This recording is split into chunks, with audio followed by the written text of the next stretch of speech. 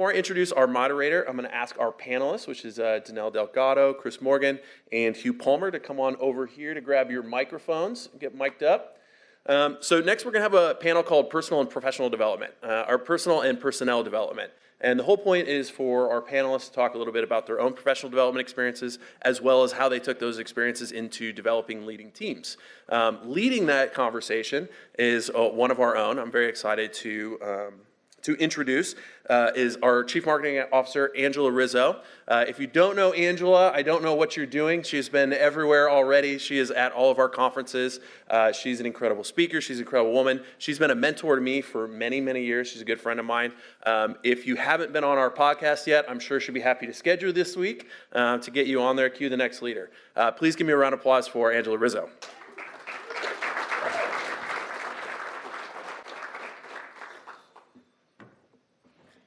Good morning, everybody. For those of you in the back, yes, I am standing up. I asked for a stool. They did not give it to me, so I'm a lot taller on Zoom. Just want everybody to know that. Please tip your waitresses. Okay, no. I'm really excited about our guests today.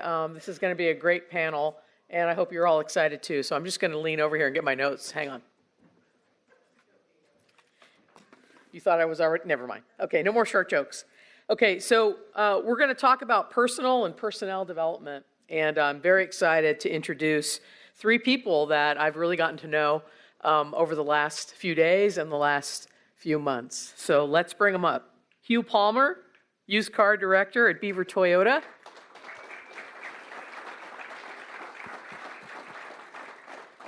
Chris Morgan, vice president of Holman Automotive. And Danelle Delgado, founder and CEO of Team Engage.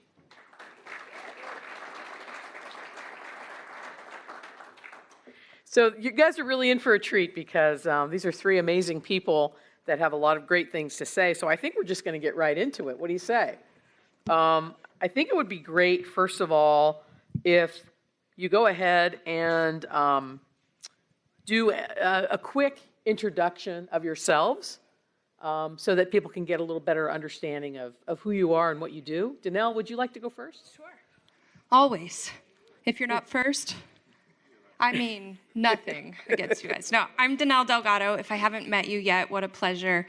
I've been building super teams and superhumans for about a decade and a half. I built personal sales teams of 10,000 plus salespeople.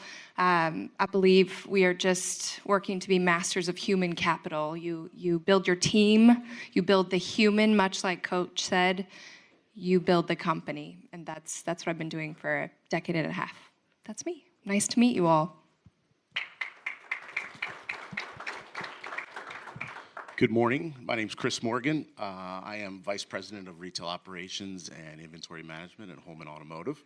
I've been with Holman about 9 years. Holman is a really interesting organization. We've got 5 distinct different businesses.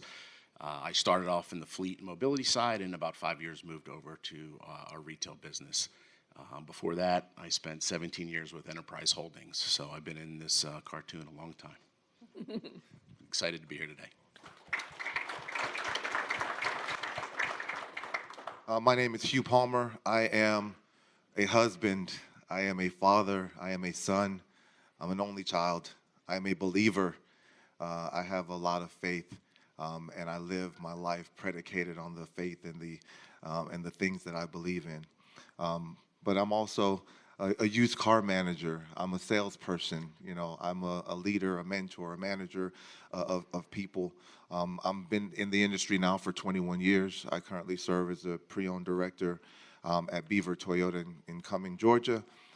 We have had some success over the last few years, but we are just scratching the surface because ultimately the threshold that we're hitting right now is nowhere close to the potential that the store has.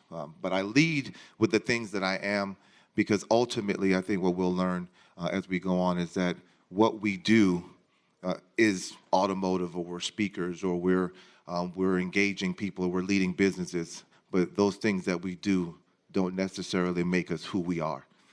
All right, so that's me and that's my story, and I'll stick to it. Love it. Okay, so I'm going to start out with a question that we'll ask each of you. And maybe what we want to do is start with having you think about what is one of the most impactful experiences that you've had as an individual or a leader that has informed your professional leadership style. So I'm going to start with you, Chris, and we'll just go around the horn. Okay. Hard to think of just one example. I think a lot of the leadership characteristics and the things I try to be as a leader, I learned through playing team sports growing up. When I think about that question, that's the first thing that just comes to mind. I played ice hockey my whole life. And you really learn a lot of those things the coach was just talking about, right? Trust, how to trust the people that you're working with. In that case, it was playing, but how you're working with trusting folks, accountability and holding each other accountable. And what it felt like, for those of you that have been either on an athletic team or, a team in your professional life, when the team finally really forms and it just clicks, there's no better feeling when you start playing a game or you're working in a professional environment and the team, all comes together at that time. It's an amazing feeling. It feels tremendous when you're doing that. But to be specific, Angela, I guess if I had to think of one example or something that has stuck with me, I remember being a 27-year-old area sales manager for Enterprise, and I had just visited one of our accounts who owed us a considerable amount of money and hadn't been paying us timely. And we got into it a little bit. The owner of this, ironically, a dealer group, and we left a little bit of a tough meeting. And I was driving back to the office, and I called our regional vice president, my boss, and I was pretty hot at 27, and I was not happy with how the discussion went. And I called him up and I said, "Bobby, I need to talk with you. Here's the situation." I spilled all the drama to him, and I still remember this today. Again, that is a heck of a long time ago. Bobby's like, "Okay, Chris, yeah. He goes, "You're driving right now, right?" I said, "Yes, sir." He goes, "I'm going to need you to hang up the phone. I want you to take about 5 or 10 minutes to think through this situation, and if you need me to give you the answer, you can call me back." I was a little thrown off by that response, and got to the office, calmed down a little bit. My Irish temper was working against me that day, but I just remember that. I still remember it today, and again, that's where, and again, I hate to keep pointing to what Coach was just talking about, but so many of the stuff he talked about translates, where, he had an opportunity to coach me and just tell me what to do, but he decided to teach me by telling me I need to think about it a little bit, and it was time for me to make some decisions on my own. So it was a great lesson. So to be specific, that's one that I think really jumps out at me that has stuck with me for a whole bunch of years. Very powerful. Danelle, what about you? I've been really blessed to run a lot of teams and a lot of companies and work in so many different industries, from auto, which is my favorite. They're the only ones who have the same work ethic as I do, really, out of all the industries, real estate, insurance, anything. But if I think what really changed or informed how I lead, it was my second business. I was 21 years old, and I built a youth group from scratch of a mega church movement. And there's nothing like building a volunteer army to teach you how people operate. I had to get mass groups of people. I built it from like 10 kids to 250 in some of the biggest stages for a movement to be created. And I think all of you are probably trying to create movements, but I learned how to move people by people who worked for me for free. And I had to gather them and put creative strategies in place to help them work in their gifted areas, how to make them show up for things when really they didn't need to have to do anything. And I think it moved into the movement that we really create now at Team Engage, which is showing companies how to use uncommon care with people, how to love people deeply, challenge them directly. But the extra mile is something different, and it's not what people think it is. So I think that strategy really developed when I moved, thousands of people raised my own funding because I was the youngest, I was the newest, I was the femalist, right? The only one who was doing something like that, and they all expected me to fail. And I was like, watch me move mountains for free. And I really learned the art of human character and how to move it. Wow, powerful. Hugh, wrap us up with this question, would you? I think what's influenced my leadership style the most has been failure. And there's one failure, one epic failure that I experienced very early in my career. It's around 2009. I was working for a group, and the group was expanding. It was the VINCUE organization, which is now known as Berkshire Hathaway, and they were acquiring stores everywhere. And one of their newest acquisitions was a store in Florida, the second store that they were acquiring, and they gave it to the general manager, managing partner of the store that I was working for. And he offered me the opportunity to go and get my very first GSM role at that store. The conversation happened on a Thursday.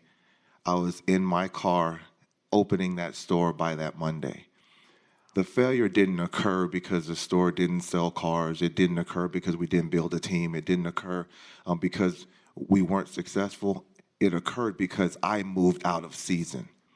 And because I did things in my own time, I did things in my own way, and I did things for wrong reasons. It was very important to me at that point in my career to have a title behind my name. So I had a wife at home with a 3-year-old and a 2-year-old, and I packed up and I went down to Deerfield Beach, 4 hours away from my house, in the name of building a better life and a better future because I have a title and potentially to make more money. Not only did I not make more money, but I almost lost everything. And at that moment, it taught me how to prioritize the things that I needed to prioritize to become a better leader. Because if you can't lead at home and you can't preserve the things that are closest to you, you can't lead people outside of your home. Wow, beautiful.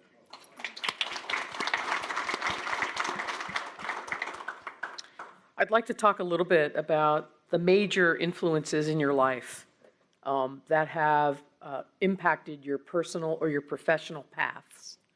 So, Danelle, I'll start with you, and then we'll just go in order. Okay. I think I like to call these, when I think of what's influenced me the most, the 3 M's. I think they're probably similar for a lot of people, but mentorship, mistakes, and movements are usually what it is. Mentorship, it really, I had incredible mentorship in my life, and it changed everything that was kind of cemented into my brain when I was a kid that shouldn't have been there.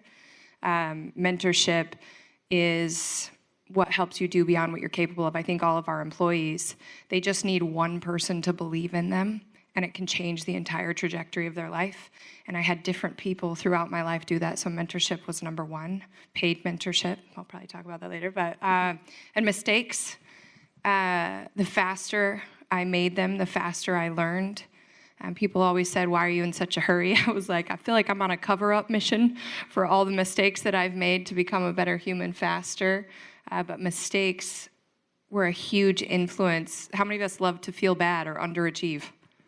Like, it's the worst feeling in the world for a leader. And so the more I messed up in public, the greater I became faster. So that was a huge one. The last one's movement. I think I learned if it's not part of a movement like the VINCUE movement, if you guys have been or spent much time with this team in red, they are a movement, they're not a company. And I think I'm always attracted to movements. And when I was a part of movements, life just opened doors, paths opened. And if you're not creating a movement, it probably doesn't deserve our time. And so I think those 3 were the biggest influence that moved me forward. Mentors, mistakes, and movements. If you hang on to those 3, God, the world opens up faster. Thank you. Yeah, I think for his influences, when I think about that, the people come to mind, right? I think my dad is certainly the biggest influence on my life.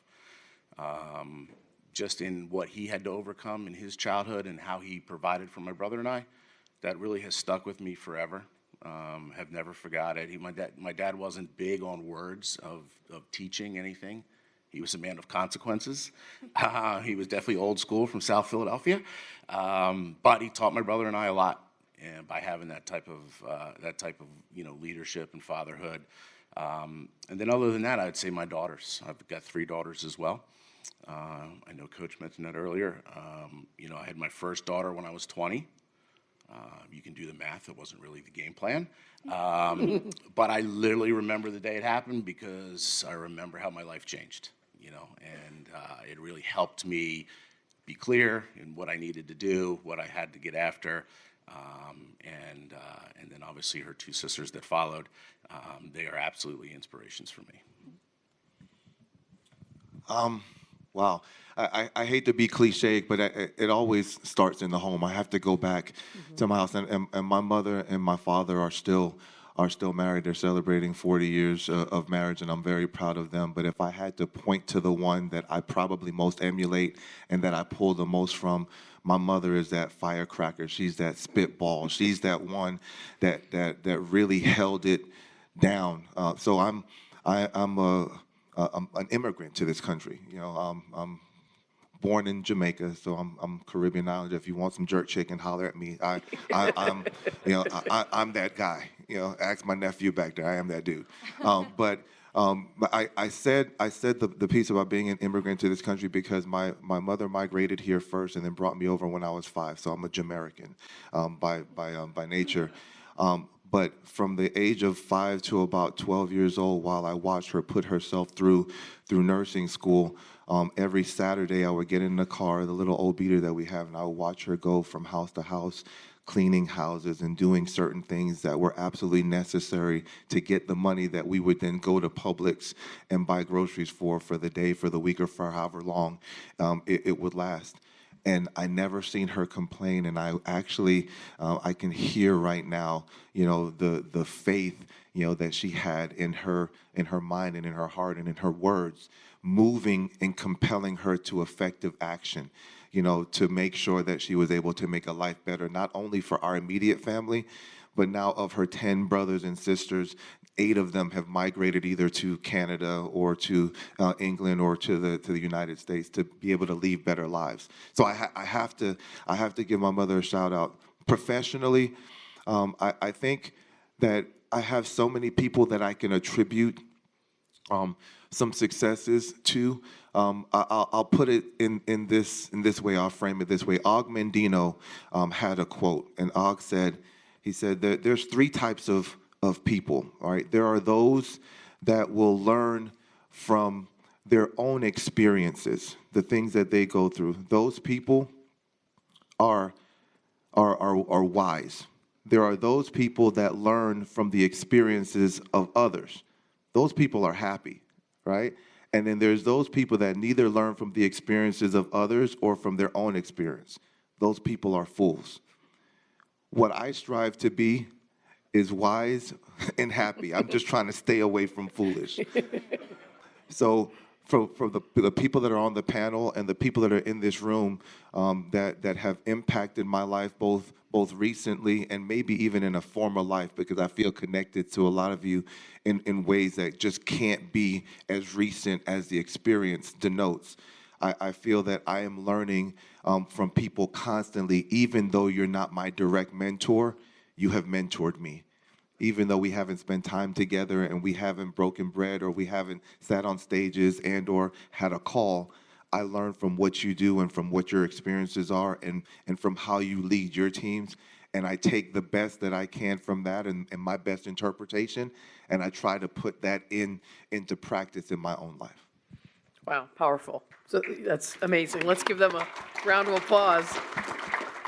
So I had 2 thoughts as you all were speaking. The first one is, if you're shy and you don't know what to ask someone about tonight over drinks, ask them about their parents, right? And we all probably have great stories about our parents.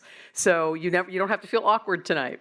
The other thing I want to mention is all of you in this room probably have people that report to you or work for you. And it's important to realize that they're watching.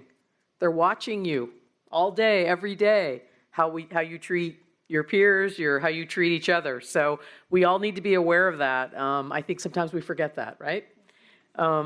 Oh, this is great. Mike, I hope I've got like 4 hours. I know we only have a short session here, but let's keep going. So what I'd like to, Hugh, I'll direct this to you first. Can you talk or think about some of the mentors or a mentor that you've had, and not only what you learned from them, but maybe what you didn't learn from them? Yeah, the one of the greatest mentors in my life, and I credit this to him, is the person that I work for right now. Patrick Abad and myself, we're not only co-workers, but he's my best friend in life. I've known him for 20 years. He was in my wedding. He's my 18-year-old son's godfather, and and he's actually trusted me to lead and to manage his son, who's sitting in the audience now, and who is my lead acquisition manager at our store.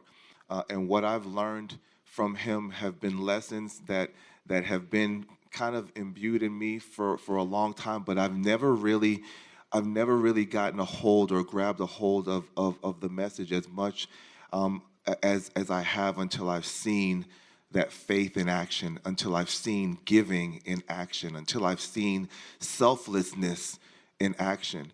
I'll never forget a time where, and he'll kill me if y'all not recording this part. We might have to trim this, because he's that dude. He wants to do things, to benefit other people, but he doesn't want the credit for it, which is the first thing.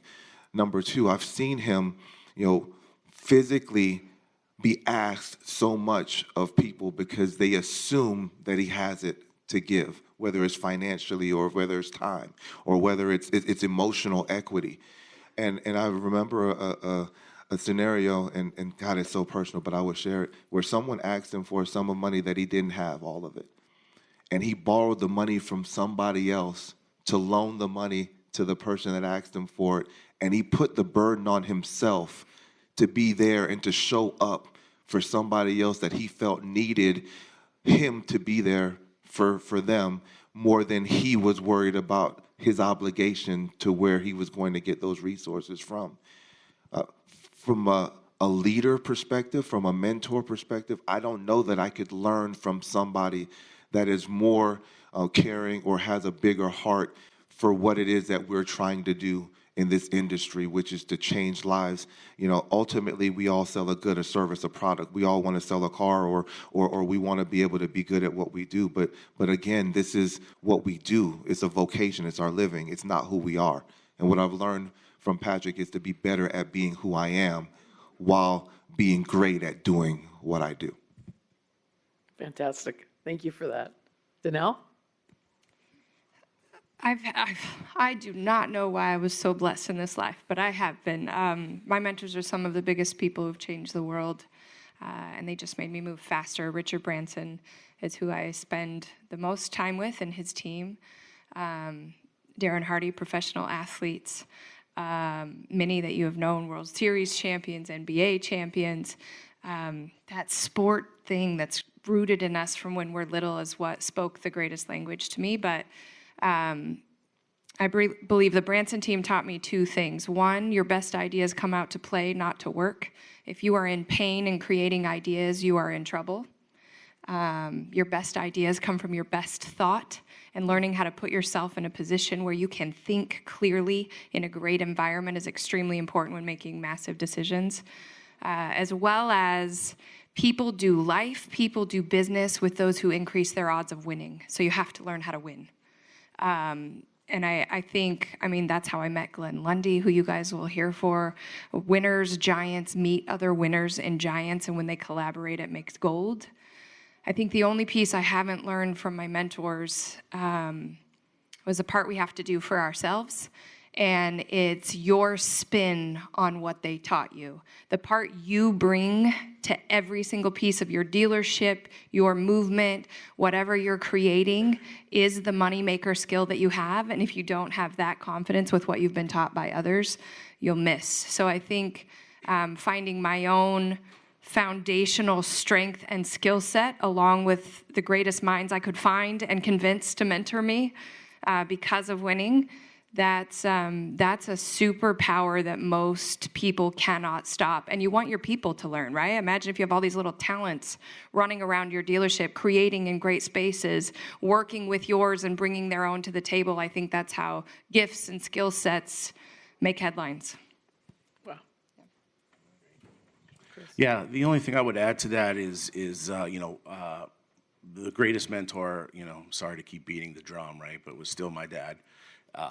And his biggest thing for my brother and I growing up were, there's no higher accountability than the one to yourself. He was convinced that you would feel regret for a long time, and I felt like he was telling us that he had his regrets if you don't meet your capabilities, right? If you don't do what you've been set here to do. It was a big piece for him.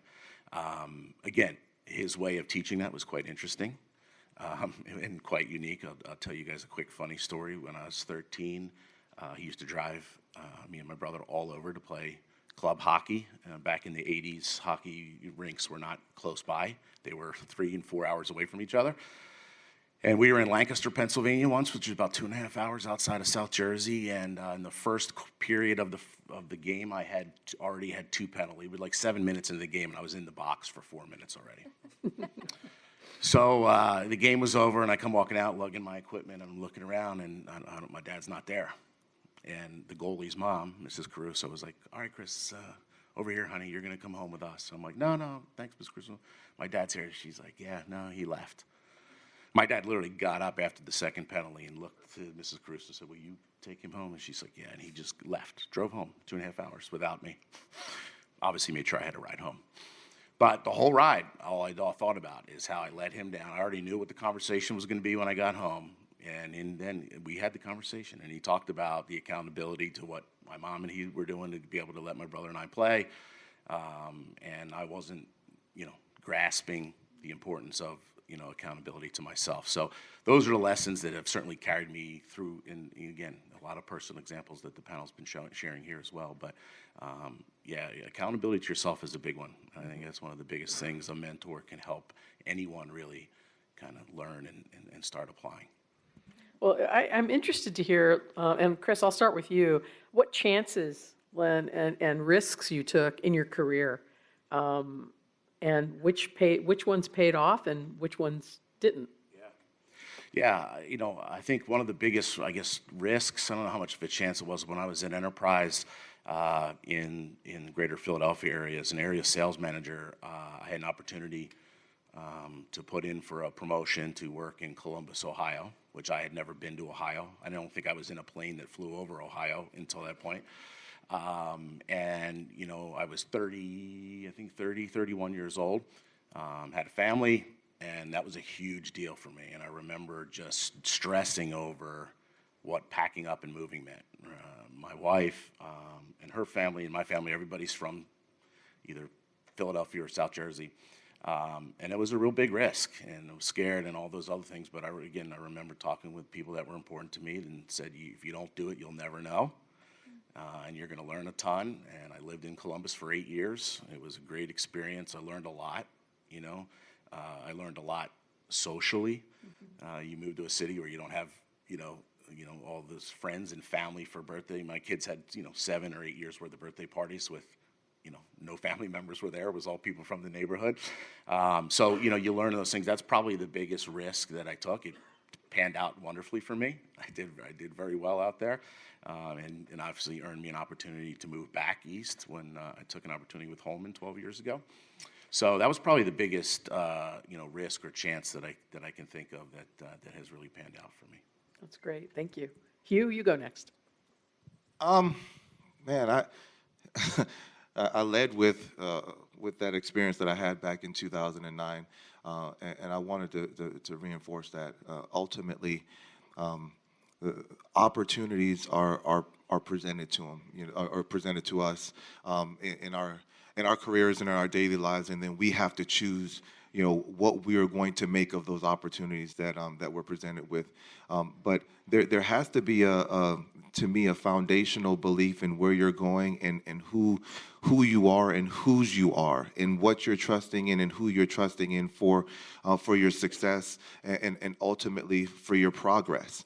And when I started making decisions on my own because I thought that what I was doing and who I wanted to be and where I wanted to go and what I wanted to accomplish was what was better for me than what the overall plan and destiny and purpose is for my life, then I fail every time. One of the best moves that I've made is the one that I made 2 years ago to come in and join Patrick. And I want to back up to something that I was saying about who he is and what he's done for people. One of the greatest moves that I made was to pack my family up from Tampa and leave the ocean, my pool, my theater, my house that I built, and to leave a post where I was the operator, I was the guy. If someone owned the company, I was running the sales operation, and I abdicated that role and my home and a lot of other things, and felt led and compelled to move to Georgia, like 57 other people did, to follow Patrick Abad to Beaver Toyota.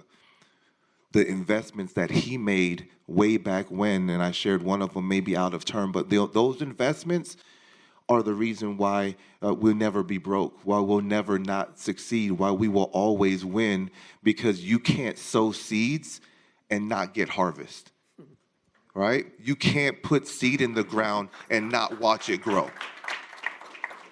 So one of the greatest moves that I made was stepping out on faith and coming here. Now, did I take a step back? Yeah, I'm not even number two. Like, there's a general manager, there's a GSM, and I'm the used car director.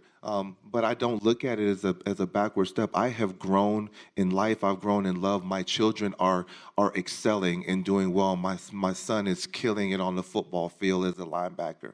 My 5-year-old is progressing in some therapy things that he needs. My wife is still unhappy, but I'm working on her. y'all. I sold her house. she's still a little tight about that, but she will come around. I'm praying.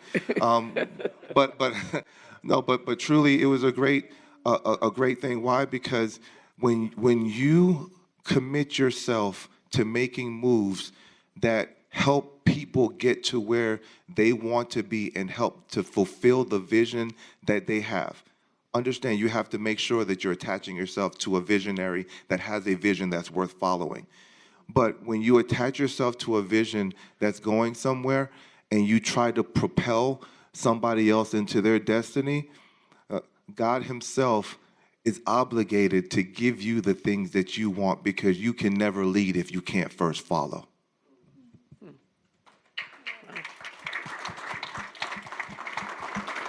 Okay, Danelle, same question to you. I live in risk. I love it. How many of you guys have ever felt like the butterflies, the adrenaline, the fear a little bit when you're making decisions for your dealership, okay, or your companies? Any of you not ever felt those? Okay, we know what those feel like, and I think the greatest risk I ever took in my life was I lived my entire life feeling those, and when I don't feel them, I know I'm being lazy.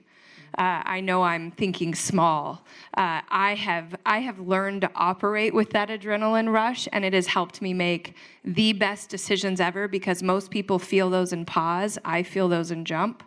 I've gone all in on every company. I've used all of my money to build something and go, hundreds of thousands in debt in the beginning with 3 kids and all by myself, and just on a bet, because I think the greatest risk people could take is not seeing what they're capable of. You'll never know, right? If you never know what you could do when everything's against you, like I lost everything to start all this, and everyone's like, how'd you do it so fast? So whatever, it must be because of this, that, whatever reason they give you or they think in their mind, it cannot compare with knowing your capacity when all the chips are down, right? When they're all on you. And so I think the greatest risk people take every single day is not being able to bet on themselves. For me, I had to, I must. It was the greatest risk I ever take. And if I'm not feeling those things, I know I'm not the size of my capacity. That's where our ideas and our abilities really get to be their best. Wow. Thank you. Well, while we're kind of on that vein, we've got people in the room that are GMs. We have people that are early in their career. What advice would you give to people that are still early in their career and they want to chart a path upward, whether it's in their dealership or in their company that they're representing today? Yeah, I think one of the best things I did, people, how many of you guys have gotten advice from everybody? Right? Everybody loves to share their opinion, right? And I was young and hungry, and I read every book, and I took every advice, and I listened to everybody, and that means I did a lot of things wild and crazy and bootstrapping, but I think the number one thing I could do, if I could go back and do it all again, I think the greatest thing you could do is make an investment in mentorship. Now, I say this because everybody has incredible mentors that are willing to give you information for free. Here's what I learned from information that comes for free.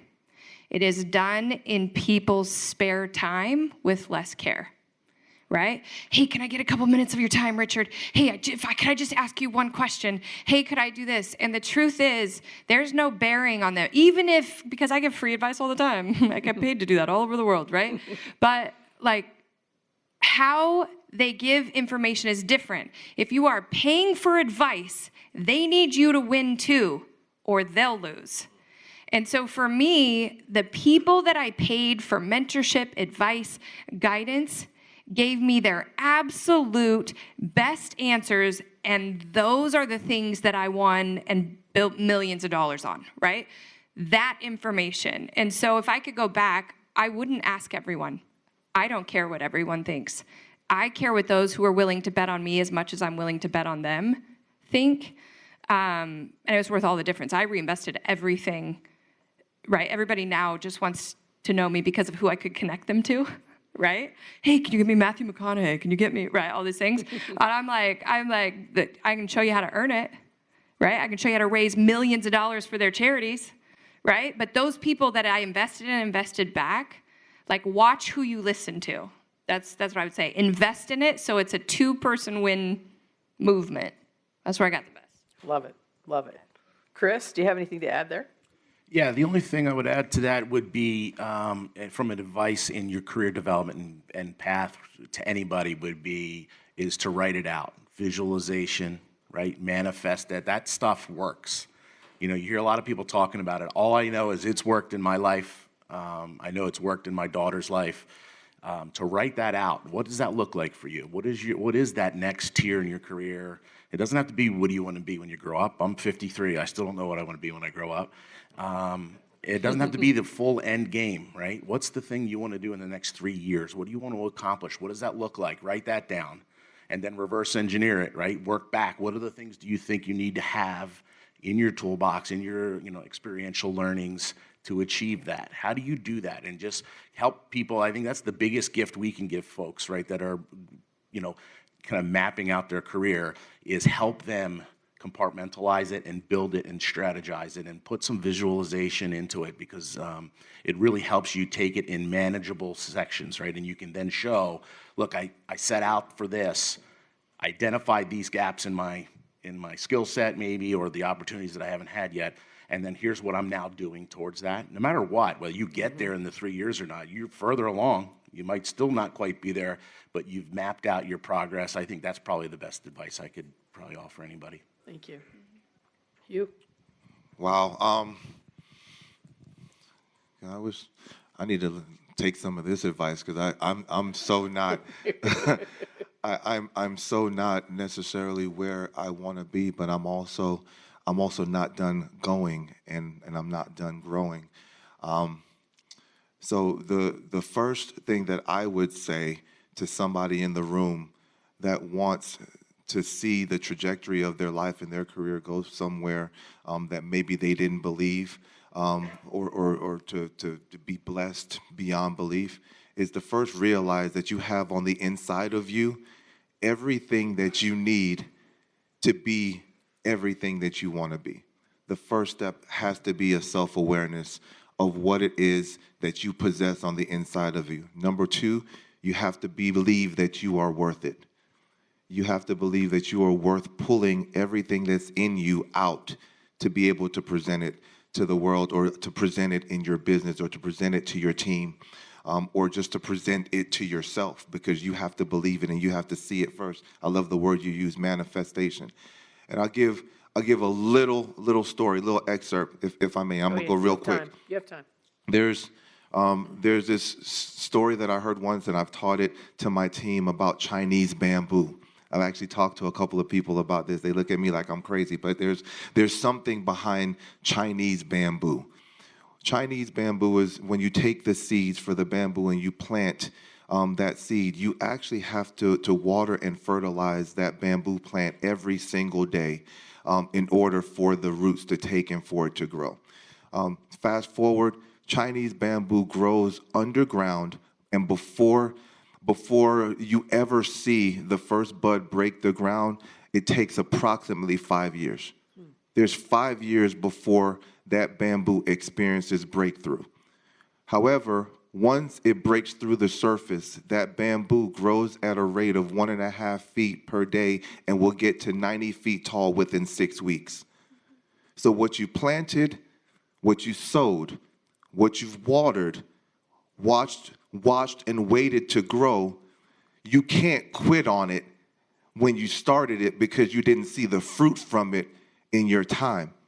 What took 5 years to experience breakthrough grew to full mast within 6 weeks. And maybe somebody I feel needs to hear that there's something that you've been doing, there's something that you've been wanting to do, or that you've been believing in, or that you've been believing in yourself for, and it hasn't quite come to fruition yet. Don't stop. Don't stop. Don't stop.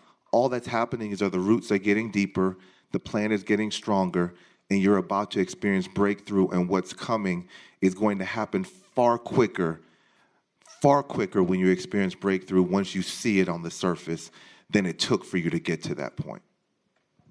Well, that's very powerful. Very powerful, yeah. Okay, Chris, I'll start with you on this one. What habits make you most successful? It's a toughie. I think, again, I think the accountability to myself is a big one, right? So, setting forth what you're trying to accomplish and making sure, when you plan something out, if it's adequate or not. And when it's not adequate, you have to call yourself out on it, right? And if we're rolling out a new initiative at Holman, or we've got a new strategic game plan, we have to spend the time to make sure you put the resources in place, you have the people in place, and it's thought out, and you're ready to go. If you try to do it as you're building it and all that stuff, it just doesn't work. So I think there's a lot to do with planning, and then again, like holding yourself accountable to what needs to happen to move the needle. Hugh, what do you think? What habits make you most successful? I have a lot of bad ones. I'm gonna answer that a little different. I have a lot of bad habits, and I think success for me will begin, if I'm being transparent. I mean, we're all trying to grow here. Just because I'm sitting on stage doesn't mean anything. In fact, I feel like the words that I'm speaking are more for me than they are for anybody that's in the room. I'm just being honest. If I can be transparent with you, I have bad habits. I don't. I have a young man that's going to come up here and speak to you in a few moments that has an entire morning routine that he's taking the time to break down and share, with other people to help them get their day going. I don't do it. I get up and I go work out. I love to do chest and arms, but I don't do lower body. You know how that goes. I see you, big man. Let me hold him. Let me hold something. No, but I don't diet right. I don't get enough sleep. I don't do the things that you would say traditionally are the habits that you form that promote success. So if I may answer the question in a different way, is I think one of the habits that I'm learning that's going to help me grow are the things that I'm not currently doing that I want to change in myself that will allow me to experience the success and the exponential growth that I desire for my life. Because if I were doing things the way that I wanted to do them, or the way that I knew to do them, I'd be having a different conversation and my life would have different outcomes. What's coming is bigger than where I'm coming from, but it's going to take intentionality and actions on my part. So if I be honest in this moment, some of my habits need to change for me to get what I want out of life. What's the number one you're going to add after here? What's the number one habit? No, don't do me like that. Don't do me like that. See, I opened the door. I knew somebody was going to walk through that door. I can't sit here and not follow I'm going to take the elevator. I'm going to take the elevator down now. You don't need me anymore.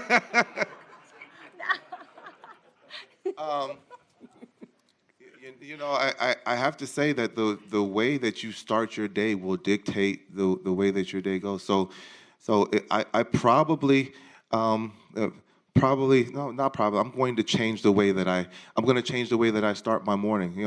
I roll over and do the exact opposite of what Glenn Lundy tells me to do. The first thing I do is I grab my phone and I look at the emails and all the problems that exist, and I look at all the bad news that exists in the world, and I start to create a narrative in my mind when the day starts that leads me into the day. And I need to start with gratitude. And I am grateful. But you have to be grateful intentionally. It can't just be inherent. Gratitude is an action word. It's a verb. You actually have to do something. And I feel like that if I were going to say to myself, okay, Hugh, what's going to be that one thing I'm going to start doing to be able to change the trajectory of my life? I will take the gratitude that I feel inherently and I'll put it into motion and act on it. I'm excited to see your morning routine in action. Yes, I think all of us, right, have accountability as the to people who will actually call you on your stuff, right? When you see someone who says, I want to rise, okay, it becomes a game. But the four things we live by are what I call the 4 Gs: gratitude, growth, goals, and grace. It's actually scientific. It trains the 4 parts of your brain that makes you succeed. I think that all teams, if they had humans thinking better, they'd have humans winning. How many of you guys know you just wish you could fix some of their brains?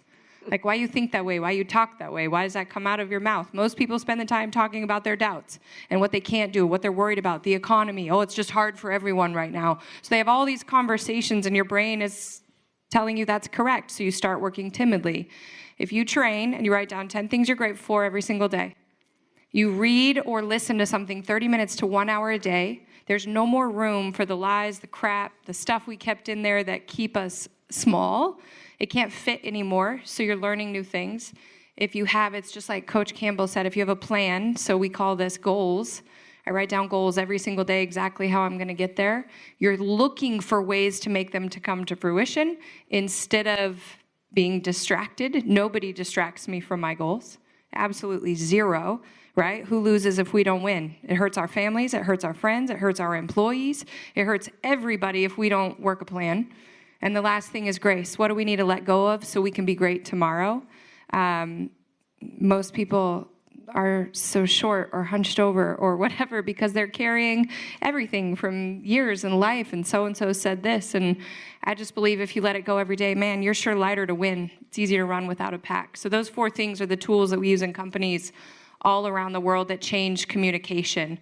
Imagine if people were moving forward thinking winning, thinking plans, thinking goals instead of, I don't know how, but so-and-so doesn't, but this. So those are the 4.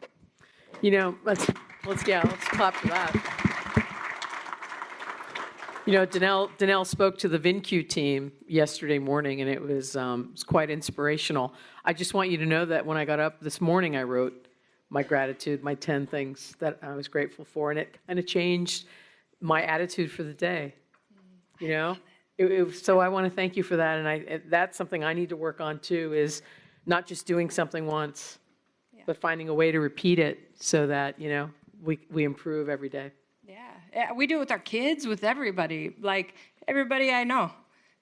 It's wild, right? It sounds really fluffy. How many of you guys think gratitude sounds fluffy? I never wanted to be a female in a man's world talking about joy and gratitude. It just multiplied the opposite of who I am. But I tell people, I'm like, gratitude is the most gangster thing I do. You can't be grateful and hateful at the same time. You want to watch me win in a room? I'll smile the biggest. I'll be the most grateful. Throw me the most adversity. I am unoffendable because of my commitment to gratitude, and it's what builds companies. This whole notion of being unoffendable, I can't emphasize this enough, and I'd love for you all three to talk about this. When you're unoffendable, it changes the way you react to people who are trying to offend you. Can you guys talk about that a little bit? Yeah, it's an interesting concept, right? To actually think through it, right? I feel like I'm unoffendable, but when you start really thinking about that, right? I'm sure there's some things that people can say that are going to get me, there's that Irish temper again, right? It's a powerful thing, right? It's again, I keep beating that same thing or come back to the same deal. It's holding myself accountable to what I'm capable of, what I want in life, and what I'm willing to do to get that. So regardless of any of the other stuff outside of this, that statement right there doesn't, really has no impact on it. Actually has no impact on it.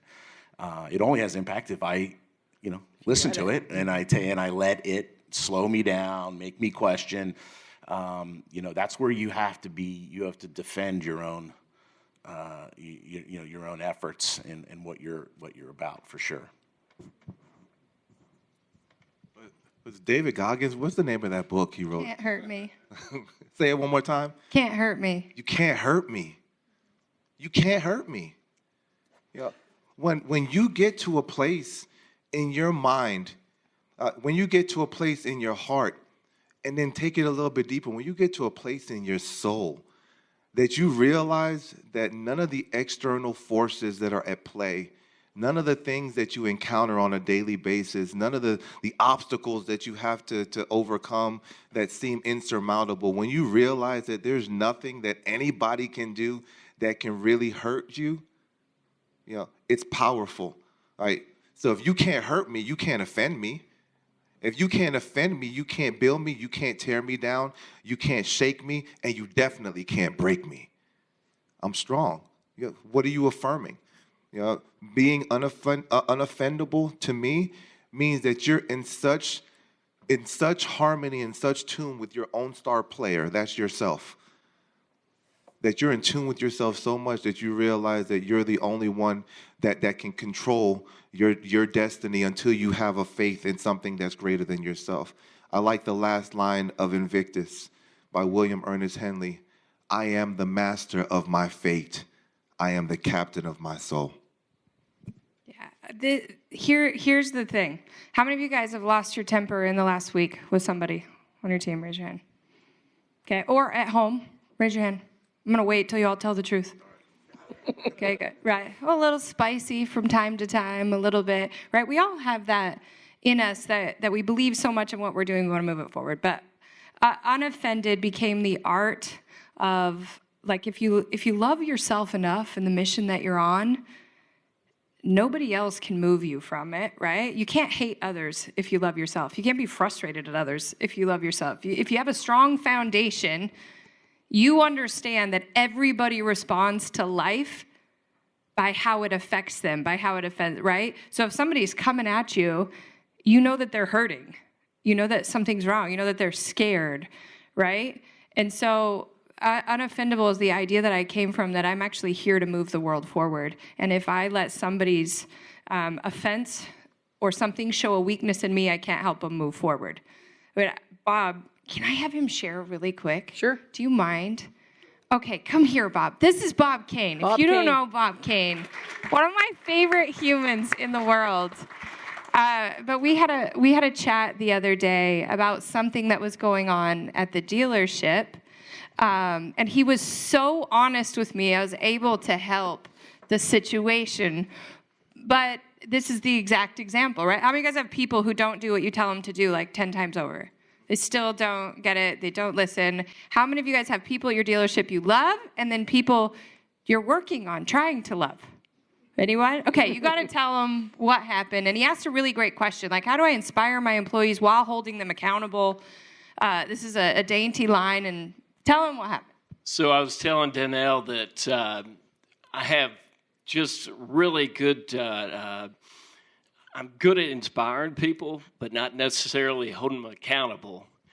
And the sales team, no problem at all. You know, they got great personalities and very forward and so forth, and no issue there. But I've got a couple of people in our service department that they're just really hardened, and they don't really want to be part of the team. And I told Danielle, what can I do to inspire these people? I just can't get through to them. And she said, well, find them doing something right, and then let them know that you're paying attention, and then they'll want to do better. And so I thought, okay, what can I do to inspire this young man in our service department? He's prior military, just really rigid, doesn't really want to be part of the team. And so I thought, okay, how can I get to this guy? So he's got 2 daughters that he deeply loves. And so I said, I'm going to buy him tickets to the Disney Frozen on Ice escapade and get his daughters some Disney tiaras and parking pass, pay for his meal. And so I wrote a letter to him. I said, Adam, thank you so much for being more positive. It does not go unnoticed. I want you to take your 2 princesses and your fiance and enjoy this Disney performance. And just remember, this team really loves you. And so he came up to me after he received it on his desk, and he said, Bob, thank you so much. This means so much to me. I love my girls, and you're going to help me give them just a great day. And later on that afternoon, he sent me another text. He said, I was thinking more about it. Thank you so much again. My girls mean the world to me. And since then, his attitude has been so much better. And I wouldn't have had the foresight to do this without Danelle saying, hey, find somebody doing something right and let them know you really appreciate it. Yes, for Bob. It's such a gift, right? Imagine all your people, right? If you can love yourself enough to see through why they're afraid to be a part of the team, why they're not moving forward, but then you champion it like this, he'll remember that for a lifetime to go beyond. That's the uncommon care we talk about that actually moves teams forward. Thank you for That's being outstanding. Thank you. I'm sorry to say that I think we have to wrap up the panel. Thank you, Bob Kane, for coming up and on the spur of the moment there. Thank you, Danelle, for your inspirational words and for being here. Chris, it's always great to see you and appreciate your thoughts. And Hugh, you know how I feel about you, Hugh. I love you. I think you're an amazing man, and I'm just so honored to get to know you and to spend time with you. So everyone, can we please give our panelists a great round of applause. Thank you.